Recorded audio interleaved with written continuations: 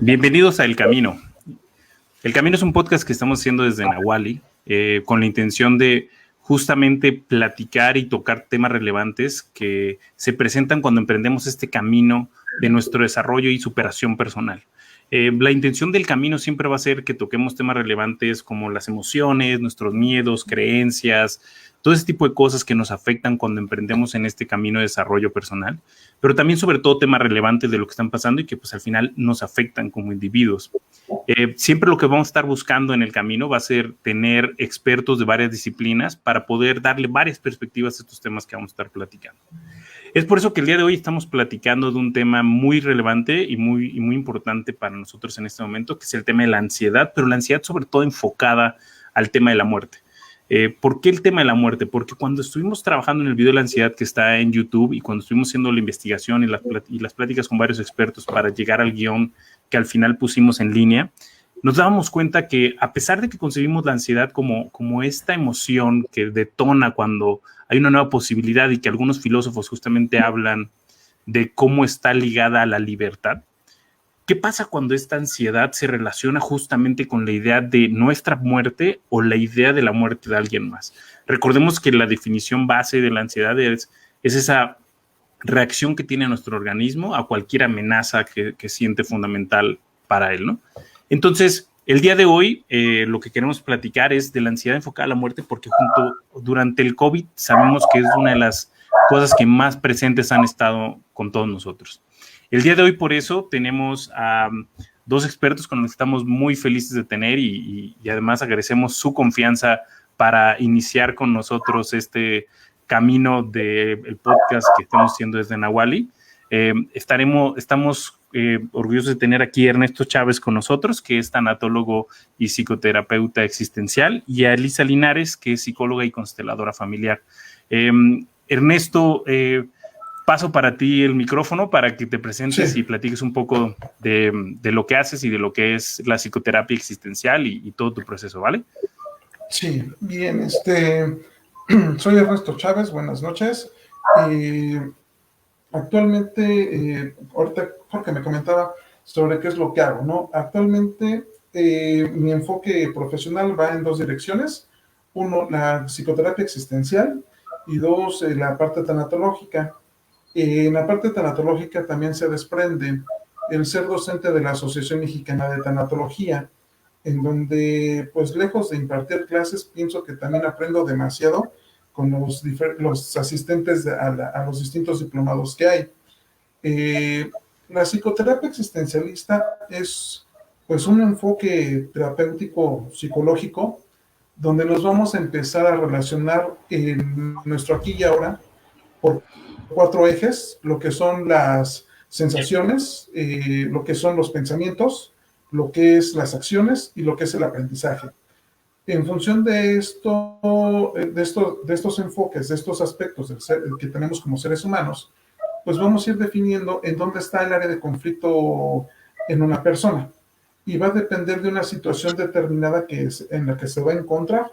Por ejemplo, cuando estamos cercanos a la muerte, que es este tema central, por medio de alguna particularidad, puede ser una enfermedad crónica degenerativa, puede ser un aspecto traumatizante como lo que es un secuestro, como lo que es incluso hasta una amenaza de muerte, ya sea verbal o de cualquier otro, un asalto.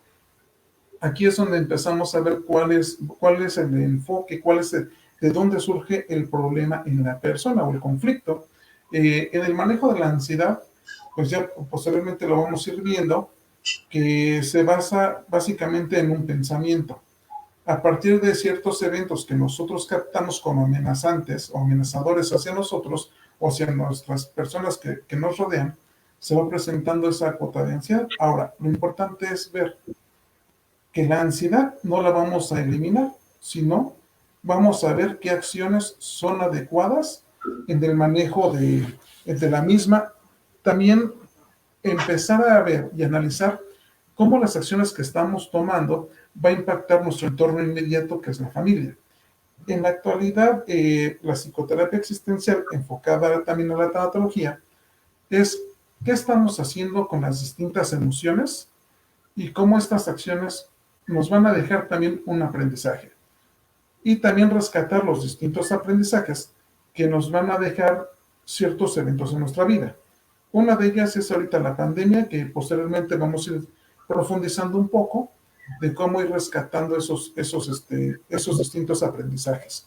Entonces, pues, un poco de la psicoterapia existencialista, pues tuve el gusto de cursarla junto con, bueno, en el Colegio Iberoamericano de Estudios Existencialistas. Ahí fue mi preparación en cuanto a la maestría. En cuanto a la psicología, la estudié en la Universidad Autónoma Metropolitana. Y ambas preparaciones me han servido también, junto con la tanatología, pues a brindar un acompañamiento, lejos de un servicio, un acompañamiento a una persona en situación de conflicto que puede manejar la ansiedad, pero también van ligadas otras dos emociones que se van entrelazando. Puede ser la ansiedad con la angustia y culpa. Van de la mano estas tres emociones que se van entrelazando. No nada más se puede abordar de una emoción como tal, porque es un caleidoscopio que se presenta en la persona. Entonces, donde el enfoque existencialista primero es contactar con la emoción y empezar a ver con qué mecanismos estamos enfrentando a la situación que estamos presentando y viviendo, y también cuáles son las acciones adecuadas para nosotros y para nuestro entorno. Entonces, eso es lo que la psicoterapia existencialista está aportando en esta realidad actual. ¿Sí? Muchas gracias, Ernesto. Sí. Clarísimo.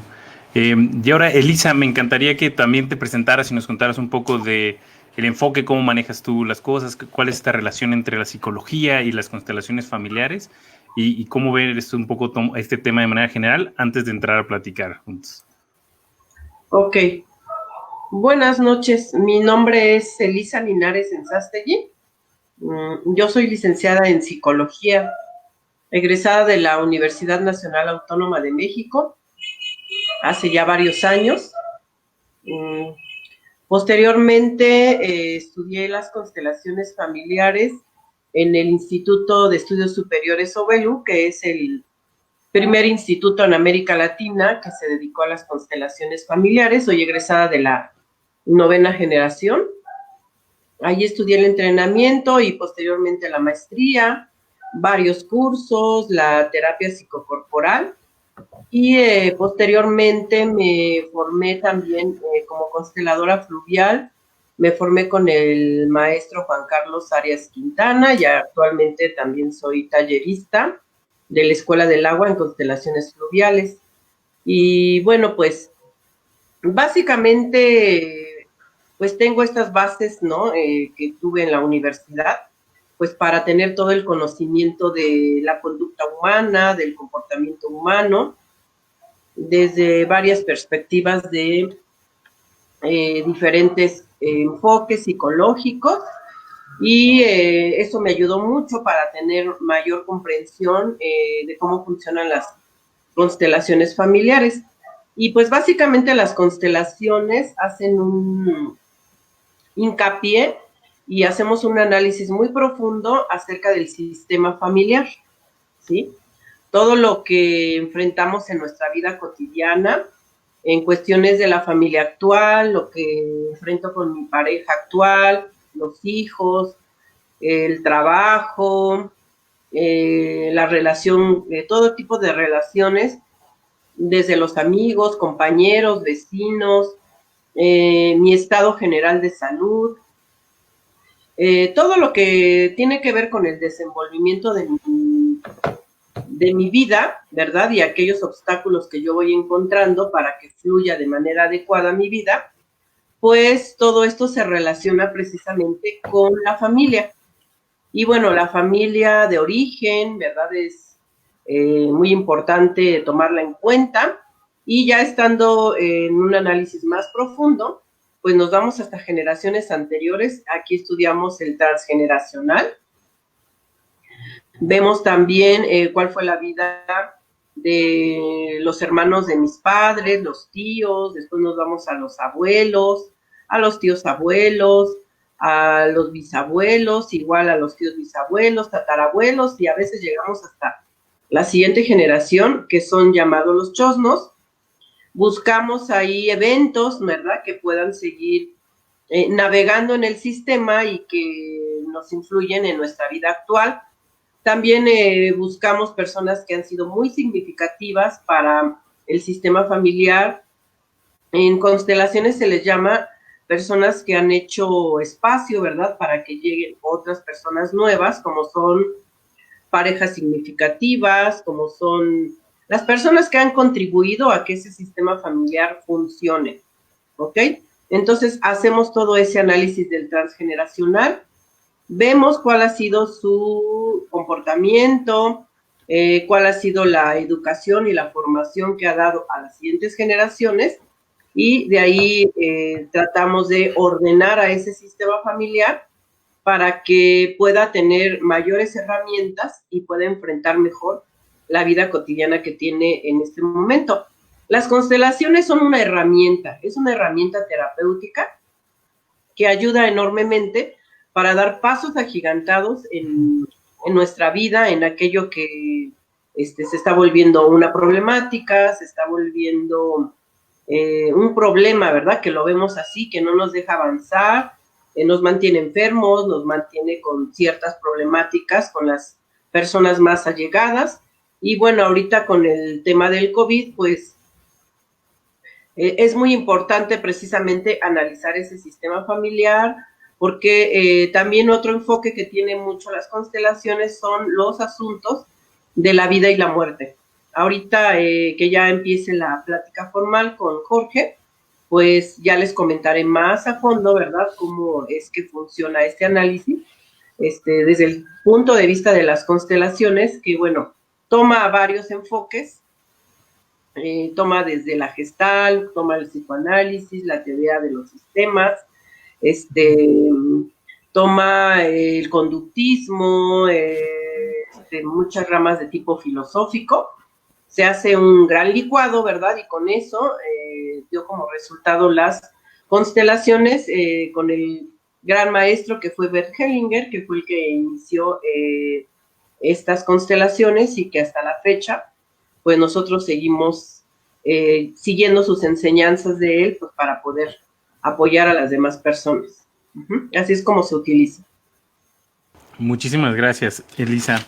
Y entrando ya en conversación, me gustaría iniciar justamente preguntándote a ti, Elisa, como en este enfoque de constelaciones y en la parte, pues, de psicología, como nos has platicado ahorita, ¿cómo ves tú, cómo entender lo que estamos viviendo durante esta pandemia y esta sensación que tenemos todos acerca de la implacable, lo voy a decir, lo implacable que ha sido el COVID-19 y lo implacable que es como ante que nos podemos enfermar y eso causarnos eventualmente una muerte o la muerte de algún familiar?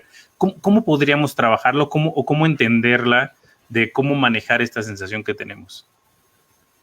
Bueno, mira, precisamente el COVID nos enfrenta, ¿verdad? Nos enfrenta cara a cara con un tema, pues con un tema muy oculto, ¿verdad? En nuestra sociedad, precisamente, hablando de la cultura mexicana, es un tema tabú, ¿verdad? De estar platicando acerca de la muerte, el único día o la única temporada en la que tenemos tiempo o tenemos el permiso, inclusive de disfrazarnos, reírnos de ella, hacer bromas y demás, es en la época de 1 y 2 de noviembre, que es cuando se celebra aquí el Día de Muertes, el Día de los Muertos, que se honra. Es como cuando en esta cultura miramos a la muerte, ¿sí? Nos acordamos de ella. Pero de ahí en fuera, en alguna otra época, es un tema que, pues en las familias no tenemos ese permiso de estar platicando.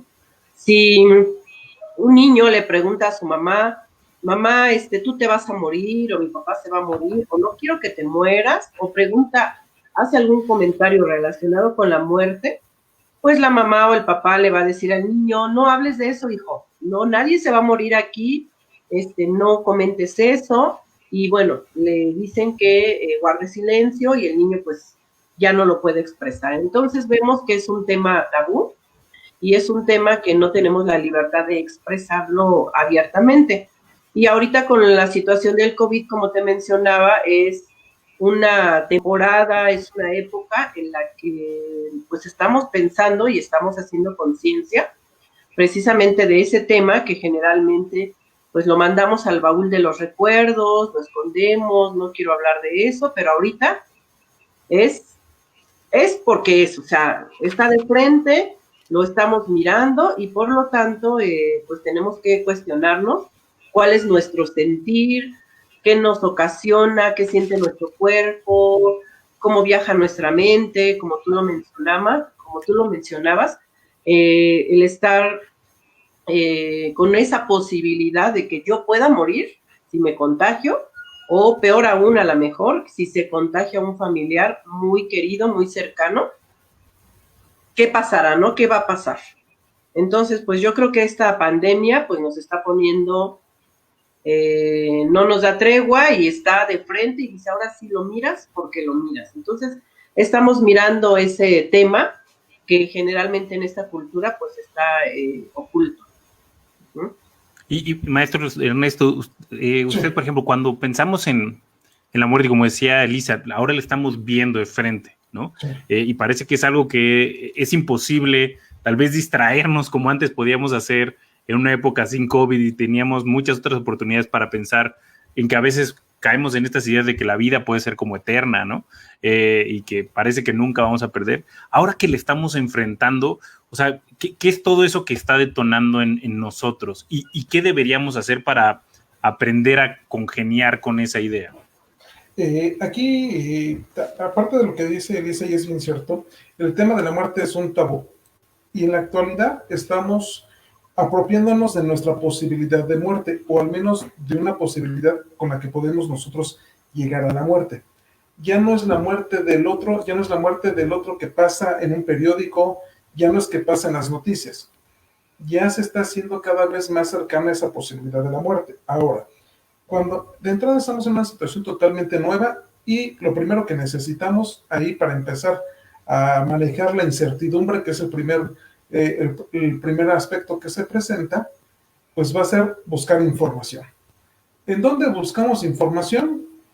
Aquí viene el impacto de los medios que nos empiezan a transmitir. Hay muchas informaciones que empiezan a chocar y esto va a generar ese estado de inseguridad, de incertidumbre. Y aquí pasamos por una emoción que es el estrés, que es un proceso adaptativo al estrés, pero como hay muchas incertidumbres, aquí empezamos a generar distintos pensamientos usualmente catastróficos. El problema con los pensamientos catastróficos se pueden empezar a abordar desde que nosotros nos exigimos tener los mejores resultados en un determinado campo que desconocemos, o también empieza a generarse esta idea donde no vamos a poder hacer algo frente a lo que está sucediendo. Esto como un mecanismo de defensa va a también generar esta proyección hacia los demás.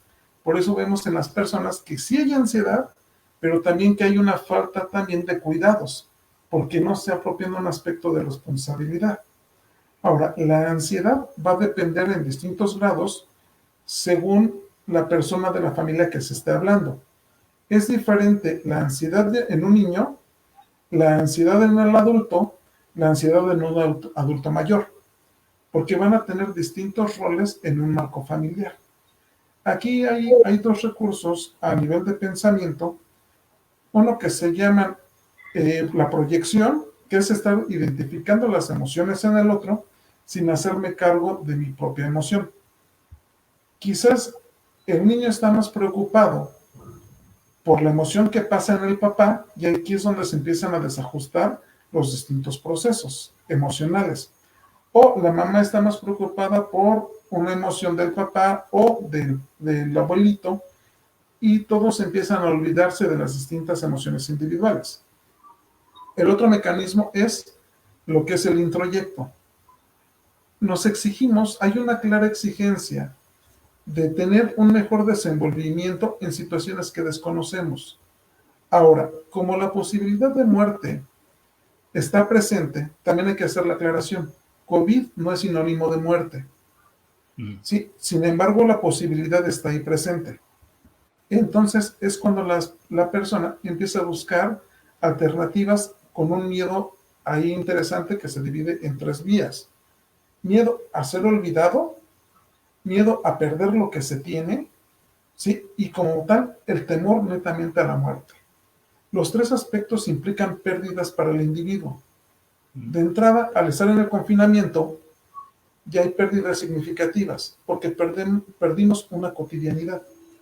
Y eso ya nos somete a un estrés y también a una ansiedad, porque no sabemos qué es lo que va a suceder adelante. Entonces aquí es cuando las distintas configuraciones familiares empiezan a modificarse, ¿no? Entonces, lo importante empezar en un trabajo en la ansiedad es hacernos cargo de nuestra propia realidad individual. ¿Qué estoy haciendo yo con lo que se me está presentando? Y eventualmente cómo les estoy ayudando a los demás también. ¿Sí? En esta parte también del ir de dentro hacia afuera y de afuera hacia adentro. ¿En dónde busco mis fuentes de información? ¿De qué platico y con quién platico? Entonces, eso es un punto también a empezar a abordar, porque ya después vamos a ver las distintas acciones. Ok, o sea, por lo que dice, o sea, como que el tema es, me pareció bien interesante esto que comentabas, Ernesto, entonces pareciera que la ansiedad viene detonada más bien por este miedo a ser olvidado o a la pérdida. O sea, podríamos decir que me parece interesante porque, por ejemplo, algo que es para nosotros como muy fuerte en Nahual es la visión tolteca de la vida, ¿no? Sí. Y en esa visión se habla de la muerte como una aliada, ¿no? Sí. De la idea de la muerte como una aliada en la vida, como aceptar que es algo que va a pasar y al contrario, en vez de algo que imposibilita o que detiene en el crecimiento, es algo que al contrario, que la frase casi es voltea a ver a tu muerte y sabrás que no estás todavía dado por vencido, ¿no? Pero me parece bien interesante que entonces desde esta visión podríamos decir que lo que realmente causa la ansiedad no es tal vez la idea de la muerte, sino más bien la idea de la pérdida. ¿Creen que es por ahí? Y lo que se va perdiendo durante el proceso de muerte. Te escucho, maestro. Sí, sí. Más que nada es, sí, porque físicamente la persona tiene miedo al dolor. Perder la parte física. Sí, esta parte física, porque se empiezan a imaginar escenarios catastróficos. Sí, esta también pérdida de movilidad, pérdida de independencia y por lo tanto ganancia en dependencia a los demás. Esa es una parte. Eso tiene que ver con el perder el cuerpo que tengo, ¿sí? Que anteriormente no le había puesto atención hasta que empiezo a presentar una sintomatología. Pérdida también a un familiar, pérdida a un trabajo. Y esta serie de pérdidas me va llevando a este pensamiento de incertidumbre, que es el punto fundamental o el hilo conductor con este tema de la ansiedad. Aclaremos, aquí no estamos, o yo no estoy hablando ahorita de un trastorno de ansiedad generalizado, que ya es de manejo psiquiátrico, ¿sí? Porque ya en estado psiquiátrico ya es diferente el manejo, ¿no? Sino un conflicto que es la ansiedad, yo podría llamarla ahorita una ansiedad reactiva, ¿sí? Que se da después de una situación inesperada. Y sí, es miedo a la pérdida. El miedo a la pérdida, en ese enfoque que detona la parte de la ansiedad. Y Elisa, por ejemplo, en esta parte de lo que hablamos de la pérdida, entiendo que en constelaciones mucho de lo que se trabaja es a dónde está viendo la persona que se trabaja, ¿no? ¿Qué pasa cuando la mirada está enfocada en este sentido a la pérdida, aunque no sea que la pérdida esté, sino que pues es una posibilidad nada más? O sea, ¿qué ocurre en el individuo y qué normalmente podemos hacer como para cambiar el foco? Sí, Jorge, efectivamente, como tú lo mencionas, bueno, como se toma desde el psicoanálisis, recordemos que en el psicoanálisis Freud hablaba del instinto de vida y del instinto de muerte. Tenemos un impulso a vivir, pero también un impulso a morir. El eros y el tánatos, ¿no? Que nos conecta con la vida y también con la muerte. Entonces, en las constelaciones se dice que estamos fluctuando en el día a día entre vivir o morir. No hay de otra más que vivo o muero. Vivo o muero. Entonces, en esa decisión que no es consciente de quizá de morir, como tú bien lo decías, es la persona a quien está mirando, ¿sí? Si está mirando a un ancestro, está mirando quizá no a un ancestro, a alguien que murió. Digo, yo he escuchado de familias ahorita en esta pandemia que murió el papá, después el hijo, o primero el hijo y después el papá o la mamá. Es porque esa mirada, ¿verdad? El que está vivo está mirando a alguien que ya falleció, que ya se fue, y como lo está mirando, puede tener ese impulso a irse con él, ¿no? A ir con esa persona que ya murió, es acompañarlo, ya no quiere vivir y quiere estar con él. Entonces, en constelaciones, de por sí, aunque no haya pandemia, es muy común encontrarlo, ese impulso que tienen los consultantes, ¿verdad? De estar jalados, se les llama, por un ancestro o por un familiar que lo llama hacia la muerte. Entonces, ahorita en esta pandemia, pues es más fortalecida este jalón a la muerte, se le llama en constelaciones, donde el consultante está mirando hacia ese ancestro. Entonces, hay que tener en cuenta cuando escuchamos que vecinos o conocidos murieron en esta época, uno entra en pánico. Ay, a mí también me va a pasar, pero hay que pensar que cada ser humano, decía Hellinger, tiene un destino que cumplir. Hay algo más grande, ¿verdad?, que mueve los hilos de esta vida y que probablemente pues ya era tiempo y que está siendo llamado por ese ancestro, por ese familiar que el consultante está mirando y que va hacia allá. Entonces, probablemente ahí se enfoca. Aquí en constelaciones se les llaman dinámicas, ¿no? ¿Qué dinámica hay detrás de esta persona que falleció y que se fue? Una de esas dinámicas puede ser que tenía una lealtad, ¿no? En ese miedo, en esa ansiedad, y bueno, quiso ir con ese familiar y ahí es donde se encuentra con él. Esa podría ser una de esas dinámicas que hace que una persona vaya con ese familiar, una lealtad. Okay. O sea, diríamos que esas lealtades que va muy relacionado con lo que hablaba Ernesto de el miedo, o sea, de la pérdida. O sea, estamos enfocados en perder a alguien que tal vez tenemos una lealtad muy fuerte y eso nos causa esta ansiedad que se detona sobre todo al pensar en perder ese familiar. O sea, ¿cómo afecta esa idea de en una lealtad como la que mencionas que podemos tener con un familiar o algún ancestro? Mira, la ansiedad es un estado biológico, de reacciones biológicas a nivel físico, que nos pone en alerta, ¿no? Nos pone en alerta de un posible ataque, de un posible peligro que puede estar surgiendo, y en esa reacción de tipo biológico entra, por ejemplo, el sistema simpático, donde vienen muchas reacciones de tipo fisiológico, ¿verdad? Se dilatan las pupilas, el corazón empieza a latir más aprisa, la sudoración, toda la sangre corre a las extremidades por si tenemos que correr. Entonces, esa reacción es normal porque la necesitamos en ciertos momentos para ponernos a salvo, ¿sí? Aquí la cuestión es cuando esta ansiedad se dice que se vuelve patológica. Patológica, ¿por qué? Porque a lo mejor no hay ningún peligro, solamente te estás imaginando cosas que van a suceder y entonces, pues, uno está bien asustado y ni siquiera son cosas que a lo mejor nunca van a pasar. Esta ansiedad existe desde el hombre existe, a lo mejor en este mundo, solamente que no se le daba ese nombre, ¿verdad? Eso es la ansiedad, vamos a decir, es un nombre moderno, pero ya había personas con ansiedad desde la época de nuestros padres, abuelos, bisabuelos, pero no le daban ese nombre, ¿sí? Entonces, en esta época yo he trabajado con algunos consultantes que están en lealtad porque ya algún antepasado ya tenía esos mismos síntomas. Ajá. Entonces ahí se conectan con ellos, con ese miedo, Y ahorita el pretexto para sentir esos mismos síntomas que el antepasado, pues es lo que escuchan en las noticias, ¿no? El COVID y pues toda la serie de información que hay en las redes sociales.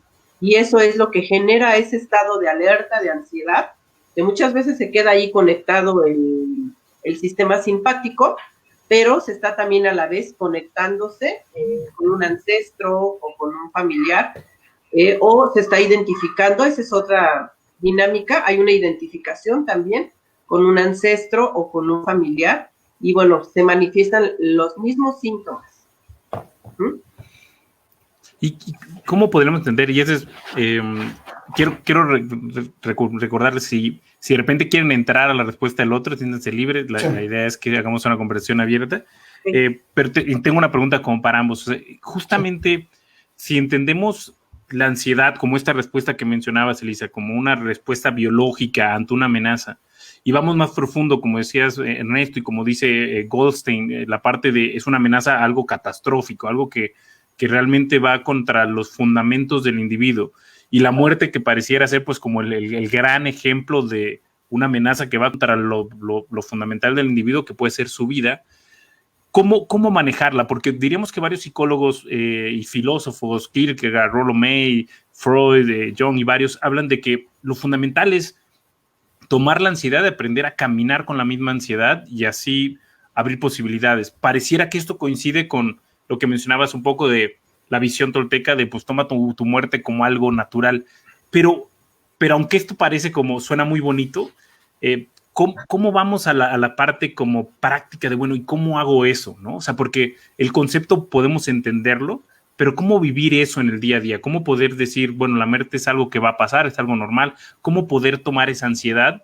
Y sobre todo en una época como esta que tenemos de pandemia, donde la ansiedad de que alguien de que alguien muera, es muy clara, ¿no? O sea, todo el tiempo estamos viendo noticias de hay más posibilidad, más contagio, hay que cuidarse, o sea, parece que la posibilidad está siempre presente como nunca antes, ¿no? Entonces, ¿cómo convivir con esa idea o cómo tomar la ansiedad, que pareciera que es como el mayor consejo al enfrentar la ansiedad, pero en esta visión de la muerte? ¿Cómo lo hacemos?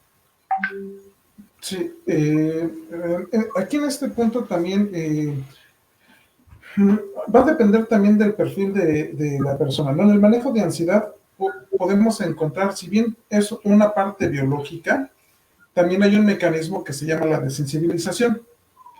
La persona se desensibiliza ante lo que está sintiendo. Eso no elimina lo que está presente en su organismo.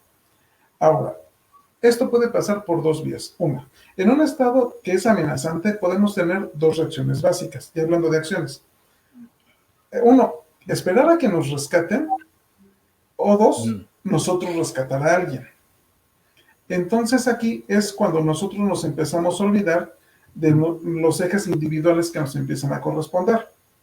¿Sí? Entonces aquí, en un primer momento, una vía para empezar a detectar y manejar la ansiedad es, dentro de todo esto, de esto que está sucediendo, ¿qué te corresponde hacer a ti y con qué recursos cuentas?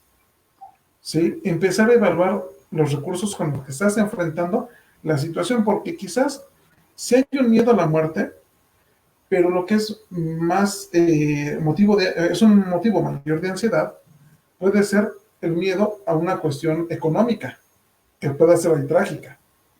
Entonces, la persona se ve muchas veces entrampada, o me quedo resguardado en casa, o voy a trabajar. Entonces ahí hay que ver qué acciones y qué le corresponde desde la realidad de la persona. En el caso de una consultante, ella se sentía arrepentida por haberle llamado a muchos médicos y ninguno de ellos fue a asistir a su hijo, que ya estaba en una etapa crítica del COVID, lo lleva al hospital y el paciente ahí fallece. El problema de ella es que se sentía culpable por no haber podido hacer algo diferente, ¿sí? De su hijo. Creo que una cierta ansiedad. Sí, sí, bueno. Te perdimos un momento nada más. Continúa. Sí. Entonces, esta parte también le generaba cierta ansiedad, pero no a la muerte de ella, sino a un... Bueno, Escuchamos, bueno, escuchamos.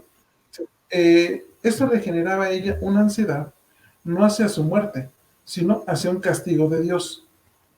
Entonces ahí hay que partir también de la parte interpretativa que está haciendo el consultante de la misma situación que se está viviendo, para empezar a ver cuál va a ser un mecanismo de acción y qué empezar a elaborar.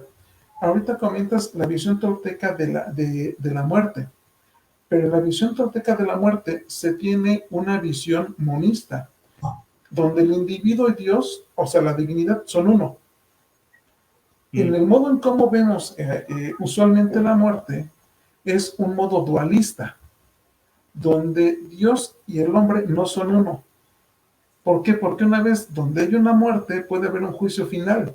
Y eso hace una diferencia abismal en las dos visiones.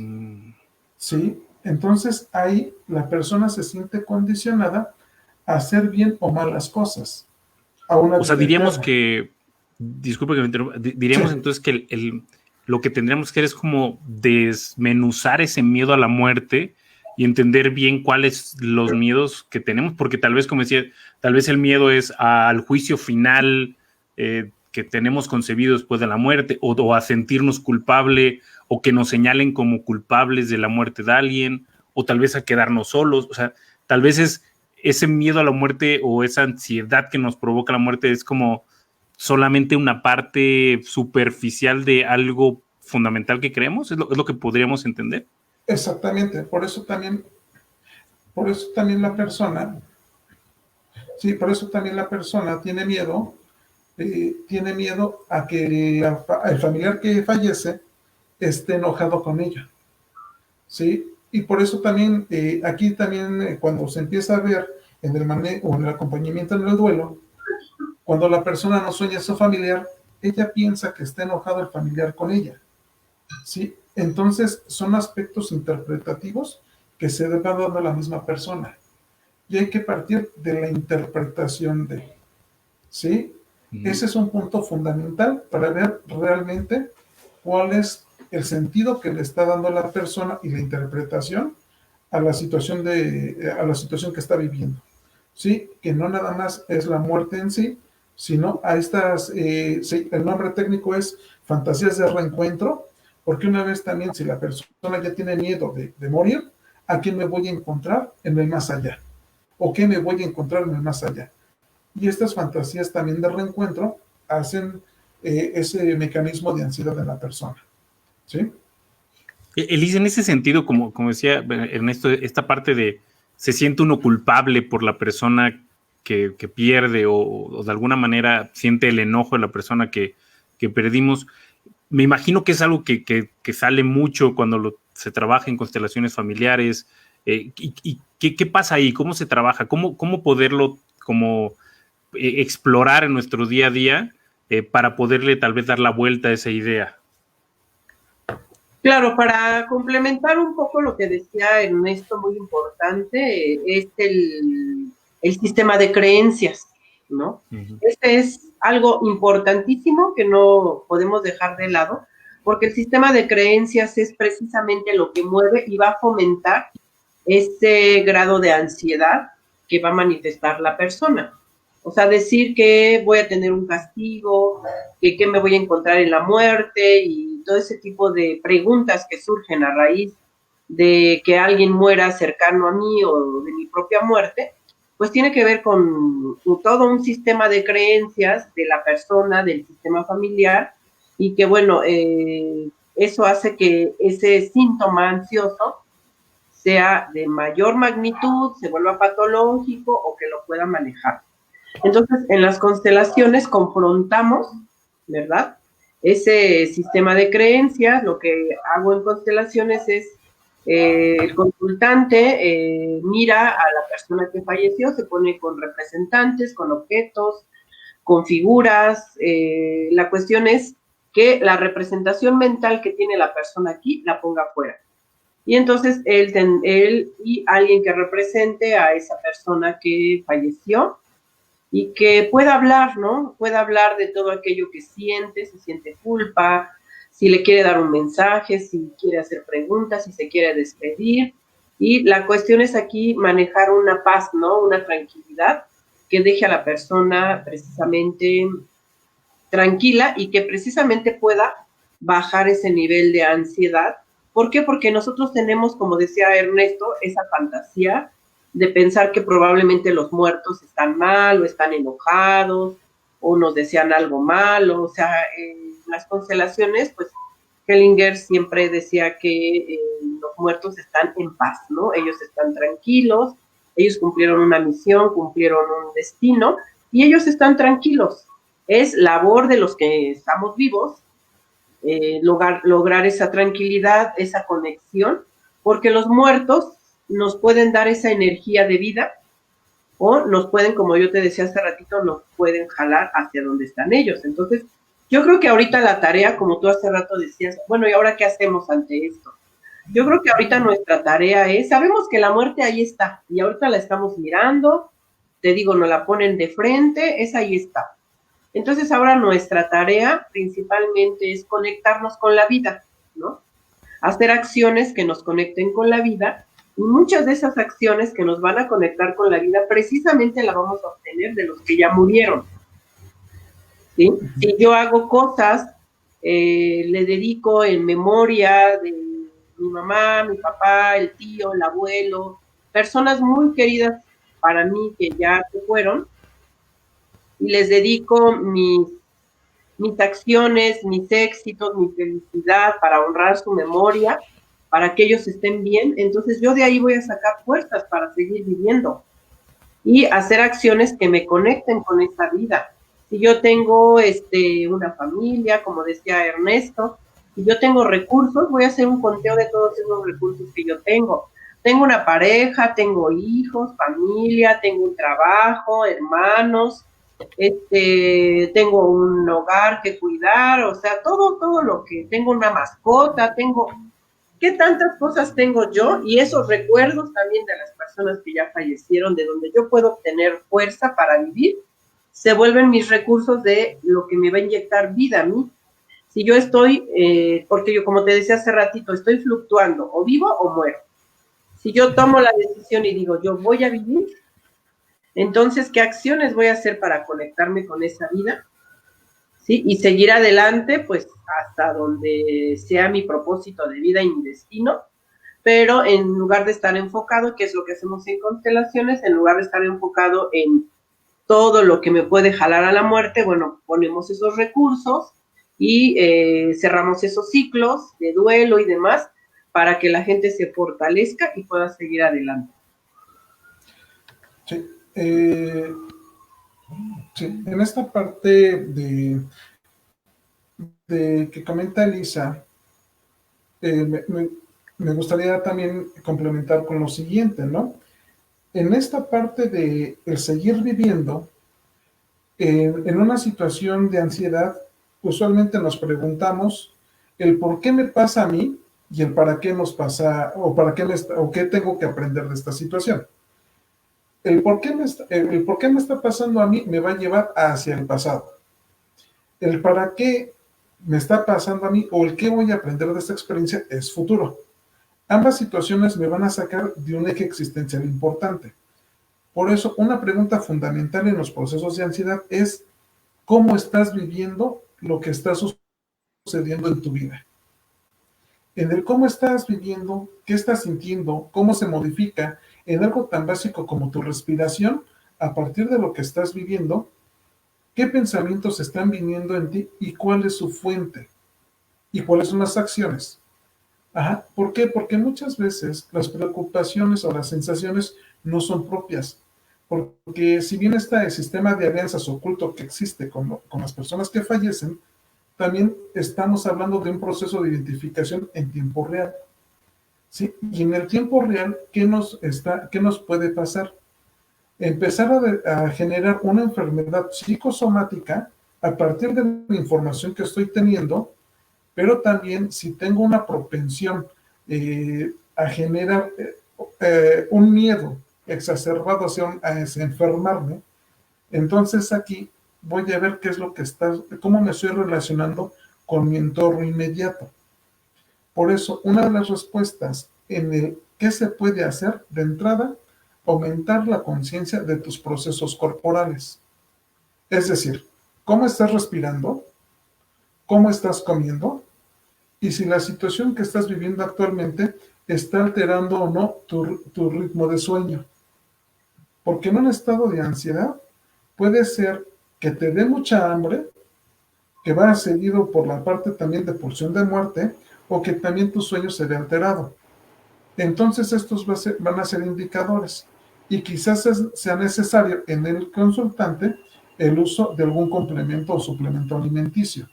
Por eso también en el manejo integral de la ansiedad es bien importante. ¿A qué me refiero con integral? Muchas veces es por parte de un médico que te va a suministrar vitaminas, por ejemplo, de la parte psicológica, de la parte psiquiátrica, tal vez el caso, porque muchas veces esta situación puede ser detonante a trastornos que posiblemente no se puedan controlar. Aquí lo que me parece interesante de que estamos hablando de que llevamos 3 meses de confinamiento y eso nos va a proyectar diferentes trastornos dentro de un año aproximadamente por el factor de exposición que estamos teniendo. Entonces, aquí la pregunta fundamental en el manejo de la ansiedad es cómo estoy viviendo la realidad que me está tocando vivir. Esa es una de las preguntas clave. Es lo que a mí me parece y me encuentro constantemente en consulta. ¿Sí? Y entonces, en ese cómo estamos viviendo nuestra realidad sería, o sea, un poco lo que invita sería a conectar con nosotros en el aquí y ahora, revisar y hacer este recuento tal vez de mi emocionalidad, mi corporalidad y de ahí también mi contexto actual, para de ahí ya saber cómo tomar las cosas. ¿Es por ahí como por a lo que se refiere, maestro? Sí, claro. Sí, porque es hacer contacto con estos procesos físicos. ¿Sí? Ese es algo fundamental. ¿Sí? Okay. Si no soy consciente de mis procesos físicos, difícilmente me voy a ser consciente de mis procesos emocionales. Un ejercicio simple que se hace en un manejo de ansiedad o en un brote de ansiedad es la bolsa con papel estraza. Ahora, ¿qué particularidad tiene la bolsa de papel estraza? Hacer contacto auditivo con una función fisiológica. Ahora, quizás no tengo una bolsa de papel estraza, pero sí puedo hacer un contacto táctil con mi respiración en aquí y ahora. ¿Cuál es una sugerencia simple pero efectiva? Poner la mano frente a la nariz y hacerme consciente de ese proceso de respiración. Cuando me hago consciente de mi respiración, la energía que estaba yéndose hacia el pensamiento que detonaba ansiedad va a bajar. Va a bajar y me va a dar más herramientas de empezar a definir realmente qué es lo que estoy sintiendo y cuál es la intensidad. ¿Sí? Desde hacerme consciente de esos procesos corporales. Sí, que sería una de las bases. ¿Sí? Pero a veces, por ejemplo, ¿qué opinan de, al final, en esta visión de es una reacción orgánica que pone en alerta al organismo? También esta alerta nos permite ver cosas que tal vez son estas que hablábamos de las creencias bases que sentimos que están entrando en conflicto, ¿no? Como tal vez yo siento que en este momento perder a mi papá me va a dejar con una deuda enorme o va a sentir que me va a faltar haber hecho algo en la vida. ¿Qué tanto tomar nuestra ansiedad y realmente verla de frente o qué opinan ustedes o cómo lo trabajan? ¿Es también una forma de poder ser consciente de esas cosas que sentimos que se ven amenazadas, pero que tenemos un tema como particular en el COVID-19, ¿no? O sea, si yo siento que me falta ver más a mi papá, el problema es que el COVID-19 me limita, no puedo ir a verlo, ¿no? Si lo que siento es que quiero cambiar de trabajo y que me doy cuenta que lo que no me está dedicando a lo que quiero, también hay ciertas posibilidades que se ven conflictuadas allá afuera, que entendemos que a veces son esas las que provocan la ansiedad.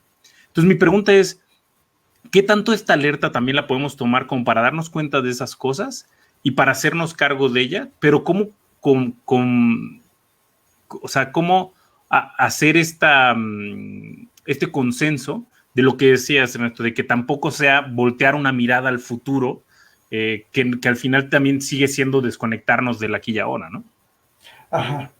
Sí, una de las particularidades que he visto en el COVID es de que es una enfermedad muy rápida.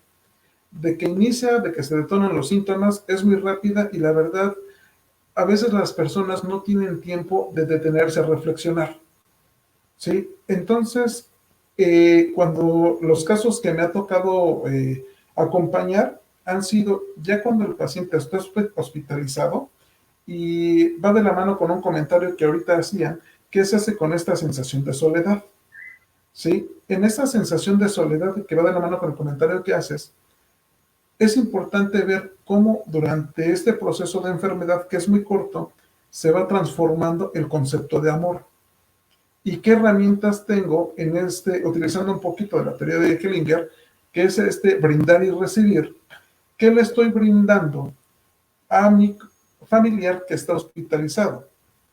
El estar al pendiente, incluso hacer una oración, es estar brindándole algo a ese paciente. Hay hospitales que también, dependiendo el nivel de atención que se tenga, se va a tener, y la gravedad de la situación que se esté viviendo, se va a tener la posibilidad de convivir por medio de una situación virtual, ¿sí? Donde sí se puede dialogar, donde se puede comunicar. Por ejemplo, en el hospital militar dan permiso, si la situación lo permite, de establecer convivencia o comunicación con el consultante, con el paciente vía virtual. Esto nos ayuda a romper en cierta medida la sensación de soledad y mantiene este equilibrio en el brindar y en el recibir. Ahora, cuando el consultante ya llega después de la muerte, hay que ver también estas particularidades de la emoción que tiene y cómo se manifestó el acto de amar durante todo un proceso de enfermedad. El llevar a alguien, incluso el darle su bendición a un hijo antes de ir a un hospital, esa es un acto de amor. Ese es un acto de amor. Sí, y con esta bendición, la persona es con la que convivió con el paciente que está en situación de hospitalización o quizás que haya muerto. Y aquí es empezar a rescatar esos actos amorosos que la persona pudo haber hecho en tiempo real. La particularidad del COVID es de que es muy rápida y no da tiempo de muchas cosas. Esa es una situación también importante a considerar. ¿Sí? Tú, Elisa, ¿qué opinas de todo esto que comenta el maestro Ernesto?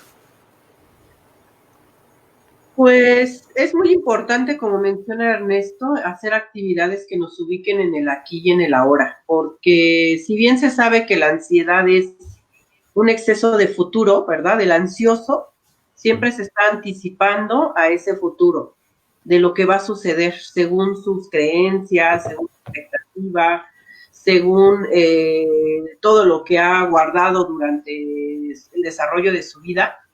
Tiene pensamientos catastróficos y está viviendo siempre en el futuro, en el futuro, en el futuro, lo que va a pasar, lo que va a suceder. Entonces es, como dice Ernesto, básico y fundamental hacer acciones que nos ubiquen en el aquí y en el ahora. La respiración, pues, es básica, es muy importante.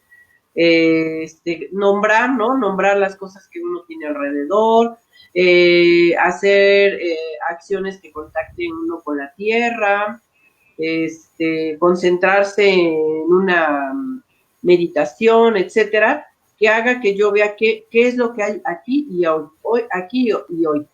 ¿Para qué? Precisamente para salirme, ¿verdad?, de esos pensamientos catastróficos que están en el futuro y que muy probablemente ni lleguen, y hay infinitas posibilidades de lo que puede suceder, y salirnos de eso, de esos pensamientos.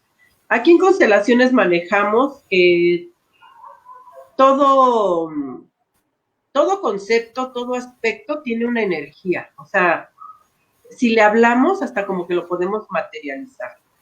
Entonces, si yo pienso y a un objeto o me imagino mi ansiedad, le puedo hablar y le puedo decir alguna pregunta, ¿qué me quieres comunicar? ¿Qué esperas de mí?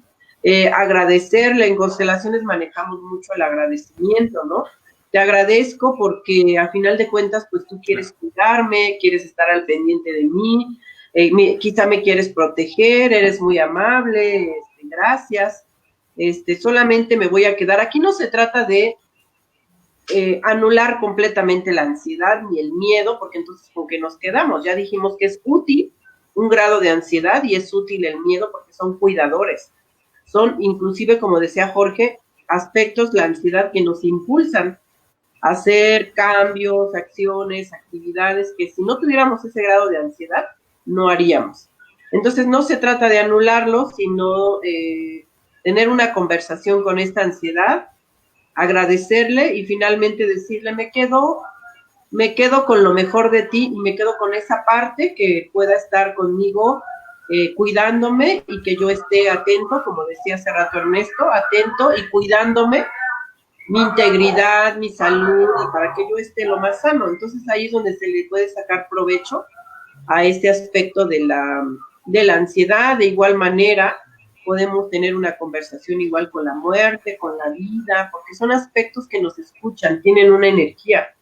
Sabemos que la muerte, ya sé que estás ahí, ya sé que, pues, estás esperándome, yo sé que algún día te voy a ver, pero yo ahorita voy a vivir, ahorita me voy a conectar con esa vida, hablarle a la vida, si la representa el sol, la luz, ¿no? La alegría, y hacer acciones que me lleven precisamente a esta luz, a esta felicidad, para mientras ese momento llega yo vivir, ¿no? Vivir de la mejor manera, ¿sí? Y ahí, así es como yo me retracto de estar en ese futuro continuamente que pues me trae solamente un alto grado de ansiedad y de angustia. Y pasando a las preguntas que nos hacen algunas de las personas que están viendo, ya contestaste tal vez tú un poco esto, Ernesto, pero Enovi Verán nos pregunta, ¿cómo afrontar la situación de soledad que nos hace sentir el no estar cerca de los familiares y no poderles dar ese último abrazo, o a esas personas que perdieron la vida? O sea, ¿cómo enfrentar esa parte de soledad que nos da la distancia, la cuarentena, y también el ver a alguien que podría enfermarse, que termina estando en un hospital y no lo podemos ni visitar? ¿Qué consejos podrías darnos tú, o qué opciones podrías darnos tú, Elisa, sobre este caso? Pues mira, afortunadamente estamos en una época donde los canales de comunicación, los medios de comunicación, ya existen muchísimos. Ahorita ya no es factible decir no me pude comunicar contigo. Hay muchas vías, ¿verdad? Medios electrónicos, el teléfono, algo escrito, las videollamadas, no sé, hay infinidad de cuestiones en donde le podemos hacer llegar ese mensaje, si es una persona hospitalizada, que no nos permiten entrar a verlo, utilizar todos los recursos posibles por hacerle llegar ese mensaje. Y también desde nuestro lugar, si yo le envío un mensaje a su alma, cierro los ojos y me imagino a esa persona que está hospitalizada, que es mi familiar, y yo desde aquí le envío toda la buena vibra, como decía Ernesto, le envío bendiciones, le doy un mensaje positivo, le digo cuánto lo amo, lo quiero, le mando apapachos, ese mensaje le va a llegar. Entonces, vamos a enviarlo por medio de nuestro pensamiento, de nuestra imaginación, y estamos hablando, vamos a decir, de alma a alma, ¿no? Mi alma se comunica con la alma de mi familiar o de mi amigo, de alguien que esté en esa situación que no puedo verlo. Si es un familiar que está sano, pero no puedo ir a verlo porque ahorita no se nos permite, pues existen muchos medios que yo le puedo hacer una llamada, una videollamada, escribirle, estar al tanto, mandarle mensajes, y bueno, no perder esa comunicación y sobre todo expresarle a esas personas que nos importan, que los queremos, y que finalmente generemos esa emoción en ese receptor de decir no estoy solo, ¿sí? No estoy solo, tengo a mi mamá, mi papá, mis familiares, hermanos, amigos, y ¿por qué no? Si yo me estoy sintiendo sola, pues le puedo llamar a un amigo, a un familiar y decir, me siento sola, o sea, decir lo que estamos sintiendo en ese momento. Fíjate que me entró este sentimiento de soledad en este momento, amiga, amigo, hermana, hermano, papá, mamá. O Vamos sea, a buscar el contacto, ¿no? Es buscar como el lo que dice. que afortunadamente, como te decía ahorita, existen muchos medios, no hay pretexto para decirlo, y romper esas barreras, hablar lo que sentimos y pedir lo que necesitamos, ¿no? Me siento mal, estoy sola, por favor, me siento así y quiero platicar contigo, y esa persona pues nos va a dar una plática, quizá unas palabras de aliento, y eso nos va a llenar, eso nos va a hacer sentir mucho mejor, y a lo mejor al otro día sería otra persona, y también buscar otros recursos, quizá dibujar, pintar, leer, varias acciones que a uno le llenen, ¿no? También de manera particular, pues para llenar esos huecos emocionales que se generan ahorita por no permitirnos salir y ese contacto que nos están prohibiendo. Pero una vez más reiterar que hay que buscar recursos, recursos y recursos. Claro. Ernesto, ¿tú quieres decir algo ahí? Sí, porque aquí la palabra de soledad tiene como que unas dos aristas importantes. Una, la soledad es interpretada a partir de que yo elijo estar solo. Esa es una parte por elección. Y otra que es la desolación. La desolación va marcada con un hondo sentido de abandono. Conforme el sentido que nos está dando la pregunta que hacen aquí en redes, va más direccionada a la parte de la desolación. Que la persona muchas veces siente que abandona a su familiar. Sin embargo, aquí también por la sana distancia que también lo menciona, muchas veces este alejamiento, a pesar de que no lo queremos, es un acto de cuidado al otro y un cuidado hacia mí. Esta parte interpretativa también va a ser muy interesante porque va a ir libre de la sensación de culpa. El problema es cuando en este distanciamiento aparece este sentido de deuda que es la culpa y por eso nos vamos a empezar a autocastigar por medio de distintos pensamientos que van a ser autoflagelantes. Por eso aquí yo sí diferenciaría la soledad, que es por elección, y la desolación, que lleva una sensación de abandono. Ahora, si bien yo no elegí netamente apartarme de la otra persona, pero sí he elegido cuidarlo y cuidarme. Entonces, eso va a transformar totalmente la sensación en esta pregunta que nos hacen. ¿Sí? O sea, cambiar la configuración de que esta sana distancia que estamos tomando es un acto, como lo mencionabas hace un rato, Ernesto, de amor a nuestros familiares, ¿no? O sea, es un acto de cuidado, no tanto un acto de abandono como tal, ¿no? Exactamente. Okay. Otra pregunta que nos hacen por aquí y nos la hace Antonio Rivera es, ¿se puede tener miedo por sentir que nos falta algo por realizar? Entiendo que es como si eso es lo que nos genera la ansiedad o tal vez el miedo a morir. ¿Qué opinan ustedes? En procesos de duelo y de enfermedad, en la cuestión de salud, yo me he encontrado con un fenómeno que se llama proximidad de la aniquilación. ¿Qué es esta proximidad de la aniquilación? Y lo ligo un poquito con Martin Heidegger. Martin Heidegger plantea que todos estamos llenos de posibilidades. ¿Sí? Si no estuviéramos aquí en el programa, estaríamos haciendo cualquier multiplicidad de posibilidades más. Pero hay una posibilidad que va a impedir o va a interrumpir las anteriores, que es la muerte. La muerte, y como tal, el miedo a la muerte nos va a enfrentar a esta imposibilidad de realizar mis proyectos, mis sueños, ¿sí? Y posiblemente mis ideales. Entonces, referido a la pregunta que nos maneja Antonio Rivera, dice, ¿se puede tener miedo por sentir que nos falta algo por realizar? Claro, porque la proximidad de la aniquilación lo que nos enfrenta es de que somos finitos. el tiempo o mi estancia en tierra va a ser finito, claro, y quizás esto me va a impedir que yo trascienda en la historia de mis seres queridos. Ese va a ser un punto del miedo, referido al miedo. Sí, y que ahí tenemos una posibilidad enorme de afrontar la muerte y verla desde la perspectiva tolteca, es mucho verla como una aliada, como que nos recuerde que al final somos finitos, entonces también sea un impulso para, como decía Elisa, conectarnos con la vida, ¿no? Conectarnos con la vida aquí y ahora y con nuestras posibilidades aquí y ahora, y tal vez algo que vemos y que hemos platicado a veces en varios foros es el hecho de tomar la muerte como tal nos impulsa también a decir qué puedo hacer hoy pensando en que soy un ente finito que debe aprovechar la vida, ¿no? O sea, no sé si por ahí también lo ven, sí, ¿no? Sí. Sí, además... La otra pregunta, perdón, continúa, Elisa, continúa.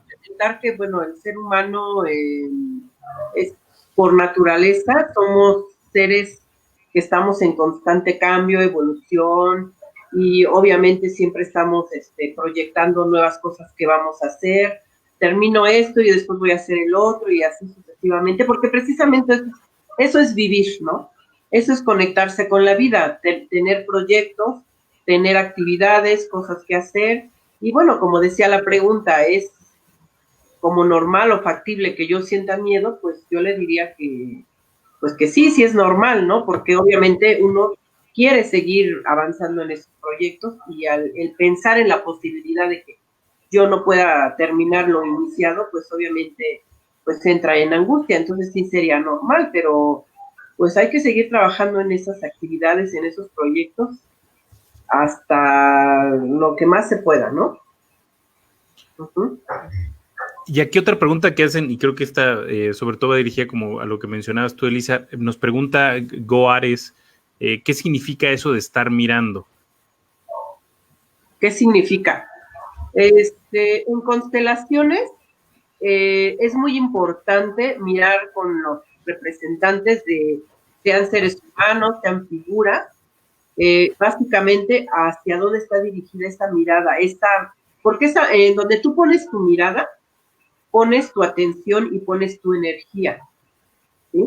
Entonces es literal, ¿no? Ponemos un representante humano de figura y vemos con sus ojitos, y es una figura, hacia dónde está mirando. Y hacia dónde está mirando ese representante o esa figura, quiere decir que ahí está poniendo su atención y su energía. Y al poner su atención y su energía en este futuro, quizá buscando un excluido, quizá viendo a un antepasado, a un ancestro, hace que yo no vea lo que está hoy aquí, ¿no? Digo, cuando ponemos a las parejas, por ejemplo, en constelaciones y vemos que no se miran, ¿no? ¿Por qué? Porque el hombre pues está mirando a su familia de origen o está mirando en otra dirección, que ya eso se investiga en constelaciones, a qué está mirando, pero no está mirando a su pareja. No está poniendo toda su atención y su energía en su pareja, y obviamente eso va a hacer que haya conflicto, ¿no? En la cuestión, si yo pongo a un representante y pongo a la muerte y pongo a la vida como aspectos, y vemos qué pasa, ¿no? Si el representante está mirando a la muerte o está mirando a la vida. ¿Sí? Claro. Y ahí podemos sacar, bueno, ya una serie de deducciones y una dirección, pues para poner la dirección de la vida, si es como lo desea el representante. Entonces, así significa. Muchas gracias. Igual para ir cerrando, no sé si tú, Ernesto, quieres añadir algo a esta pregunta de estar mirando o... No, para esa pregunta no. Sí. Va, perfecto. ¿Quieres comentar algo? Perdón que interrumpí.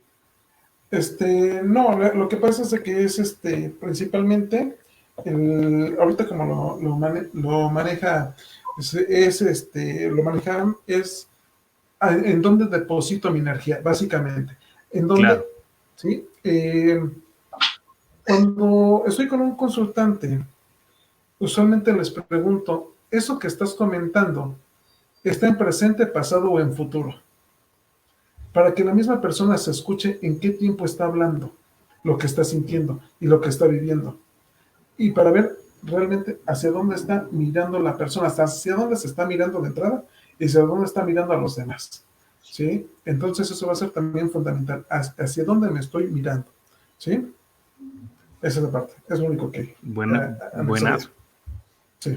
Y para ir cerrando, porque sé que ya pasamos un poco de la hora, hay algo que me gustaría cederles otra vez la palabra a ti, Ernest, y a ti, Elisa, a cada uno por su parte. Si hay algo con lo que quieren cerrar, algún comentario que quieren dejarle a la audiencia hablando de este tema y sobre todo esto que nos enfrentamos de el COVID viendo a la muerte o la ansiedad viendo a la muerte, como lo hemos estado viviendo en esta época. No sé si, Elisa, tú quieres iniciar como algo que quieras decir para cerrar. Pues sí, yo quiero reiterar lo que ya mencioné anteriormente, este confinamiento, este COVID, esta pandemia nos está poniendo de frente con la muerte, para que la miremos y veamos que ahí está. Entonces podemos ponerla en un buen lugar, porque sabemos que tarde que temprano, bueno, es inevitable, pero lo que sí es seguro es hacer acciones mientras ese día llega, mientras eso llega a suceder, que nos conectemos más con ese destino, y mientras eso sucede, ¿qué acciones puedo hacer mejor para conectarme con la vida? Si yo he decidido que sí quiero vivir, porque es una decisión que estamos buscando todos los días, vivo o muero. Entonces, si yo decido vivir, ¿cuáles van a ser las acciones que me van a contactar con esa vida? ¿Sí? Desde el momento en que a lo mejor en mi casa abro las ventanas, abro la puerta para que entre el sol, el aire, la vida, ya desde ese momento le estoy abriendo la puerta de mi casa a la vida. ¿Sí? Cuido mis plantitas, platico con mi familia, hago mis proyectos, mis actividades. En ese momento, yo estoy haciendo acciones que me ubican en el aquí y en el ahora, y por lo tanto, en la vida. Y si yo pongo, como dije hace ratito, mi atención y mi energía y mi mirada en la vida, pues eso es lo que me va a estar jalando y va a estar conduciendo más mis acciones del día a día. Y así es como yo me voy a mantener. Esa es mi recomendación. Muchas gracias. Y usted, maestro Ernesto, ¿con qué le gustaría cerrar esta participación? Pues finalmente en el manejo de la ansiedad, pues también va ligado mucho a exigirnos resultados. En la mañana, precisamente a mediodía, acompañando a una consultante, le comentaba la idea de, conforme lo comentamos también hace un momento, de lejos de ver el miedo, la ansiedad, algo a eliminar, es cómo lo hacemos nuestros compañeros. Y un punto fundamental de hacer compañeros al miedo a la ansiedad es asumir que hay muchas cosas que están fuera de nuestro control, porque en este ejercicio de estar viviendo, pues somos aprendices. Y esa pregunta también de cómo estoy viviendo, qué sentido para mí tiene el estar viviendo como he decidido vivir y durante cuánto tiempo voy a decidir seguir viviendo de esta manera. Esta parte también va a ser fundamental en este manejo de la ansiedad, porque es lo que yo puedo aportar. Gracias a ambos. Creo que les agradezco muchísimo la participación y lo que nos han compartido. Me llevo esta parte que mencionaban de enfocarnos en la vida y creo que es un gran mensaje, la parte de conectar en el amor que hemos dado a nuestros seres queridos y por más que tal vez no los veamos y estemos viendo que lo estamos perdiendo, pues conectar en esa parte que hemos contribuido a ellos y también esta parte que comentábamos de evaluar cuáles son las creencias y esos fundamentos que nos causan esta ansiedad a la muerte, ¿no? ¿Qué es lo que realmente vemos que está poniendo en conflicto y qué tanto las creencias que tenemos, ya sea religiosas o personales, nos están apoyando en esa visión, ¿no? Creo que Les agradezco muchísimo la participación, creo que les agradezco la confianza y en este primer episodio de este podcast, El Camino que hacemos desde Nahuali, creo que ha sido ha sido muy rica y muy abundante su contribución. Entonces, les agradezco su participación. Y a la audiencia que nos vio, les agradezco el haber estado con nosotros. Si quieren, si cualquiera de ustedes tiene alguna duda o algún comentario, déjennos. No sé si maestro Ernesto, maestra Elisa, si hay algún contacto que puedan compartirle a la audiencia para que puedan ellos buscarlos y si quieren contactarlos ustedes. Sí, a mí me pueden buscar, www.facebook.com/consultorio constelaciones. Esa es la fanpage de mi consultorio. Y mi número de teléfono, 55 32 79 74 13, vía WhatsApp, por favor.